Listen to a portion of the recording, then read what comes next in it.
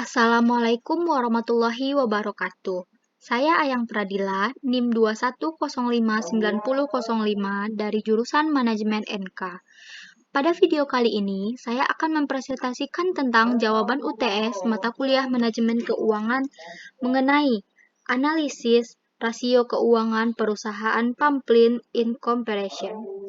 Soal yang pertama, untuk menghitung seberapa likuiditas perusahaan tersebut, kita menggunakan rasio likuiditas, yaitu current ratio. Current ratio sama dengan aktiva lancar dibagi dengan hutang lancar. Current ratio 2002 sama dengan aktiva lancar 1200 dibagi dengan hutang lancar 200 sama dengan 6. Untuk current ratio 2003, aktiva lancar 1200 dibagi dengan hutang lancar 300 sama dengan 4. Yang kedua, quick ratio. Quick ratio, kita menggunakan rumus aktiva lancar dikurang persediaan dibagi dengan hutang lancar. Dari data sebelumnya, kita menggunakan quick ratio tahun 2002, yaitu aktiva lancar 1200 dikurang persediaan 550 dibagi dengan hutang lancar 200, sama dengan 3,25. Untuk quick ratio 2003, aktiva lancar 1200 dikurang dengan persediaan 725 dibagi dengan hutang lancar 300 sama dengan 1,91. Yang ketiga, cash ratio. Cash ratio sama dengan kas ditambah efek dibagi dengan hutang lancar. Cash ratio 2002 sama dengan kas 200 ditambah efek 0 dibagi dengan hutang lancar 200 sama dengan 1. Cash ratio tahun 2003 sama dengan kas 150 ditambah efek 0 dibagi dengan hutang lancar 300 sama dengan 0,5. Nah, berdasarkan hasil analisis rasio, perusahaan kurang liquid. Mengapa? Karena hasil analisisnya selalu menurun, sehingga hal tersebut menunjukkan kinerja perusahaan kurang baik, serta mengalami kesulitan dalam membayar hutang jangka pendeknya. Yang kedua, seberapa efisien perusahaan dalam mengelola aktivanya?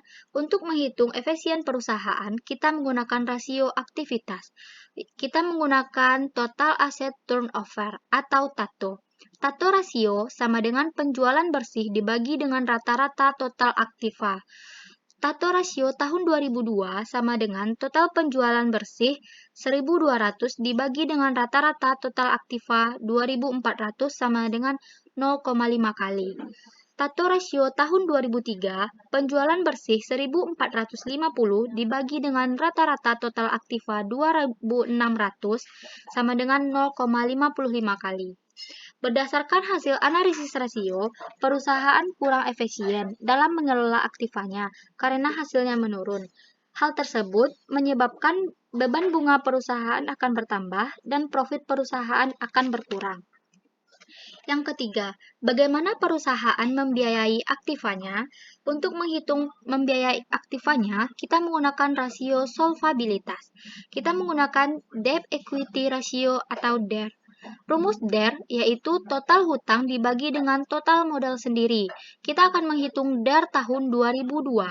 DER 2002 sama dengan total hutang 200 dibagi dengan total modal sendiri 1.600 sama dengan 0,12. Rasio DER 2003, kita menggunakan total hutang 300 dibagi dengan total modal sendiri 1.600 sama dengan 0,17.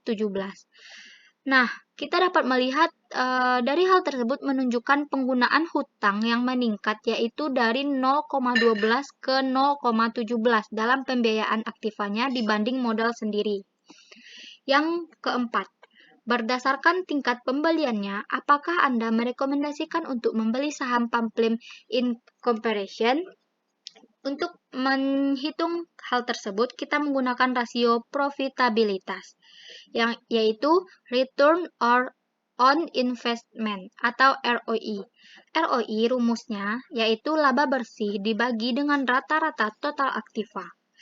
ROI tahun 2002 sama dengan laba bersih 120 dibagi dengan rata-rata total aktiva 2.400 sama dengan 0,05 atau 5%.